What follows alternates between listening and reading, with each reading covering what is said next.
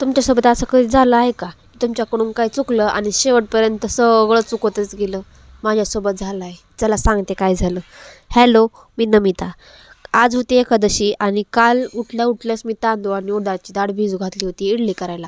खूप दिवस झाले इडली केली नाही म्हणून तरी विचार केला होता कुठला वार उपवास आहे का, लक्ष दिलं होतं. पण लक्षात नाही आलं की उद्याच्याला एकादशी आहे म्हणून. संध्याकाळी मी पीठ मिक्सरमधून काढलं तरीसुद्धा लक्षात नाही आलं. ज्या दिवशी एकादशी आहे त्या दिवशी कळलं की अरे हा आपल्याला एकादशी आहे. मग काय म्हटलं आता हे पीठ ठीक आहे म्हटलं चला आपण बाकीच्यांसाठी तर करू. आणि काय बघितलं पिठाकडे जाऊन तर पीठ फर्मंट झालं नव्हतं. एकदा एखादी गोष्ट चुकत गेली ना तर दिवसाच्या शेवटापर्यंत सगळं चुकतच जातं. मग काय म्हटलं जाऊ द्या बघू आपण होत्यात का इडल्या. तशा इडल्या लावल्या आणि परत नंतर काढून बघितले तर फ्लफी झाल्या होत्या. ठीक आहे म्हटलं जाऊ द्या मेहनत कामाला आली कुठं का असेना.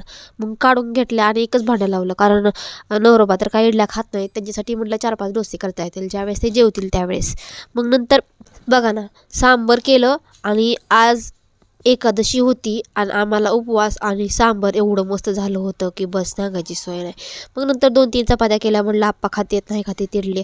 मग लगेचच भांडे पण घासून घेतले आणि असला इडलीचा राडा केला म्हटलं की राडा तर पडणारच. मग नंतर मी माझी थोडीशी ताकद दाखवली. भरलेला तेलाचा डब्बातलं वाटीभर तेल काढून घेतलं आणि लगेचच उपवासाचं बनवायला घेतलं. तर असा होता माझा सकाळचा रुटीन.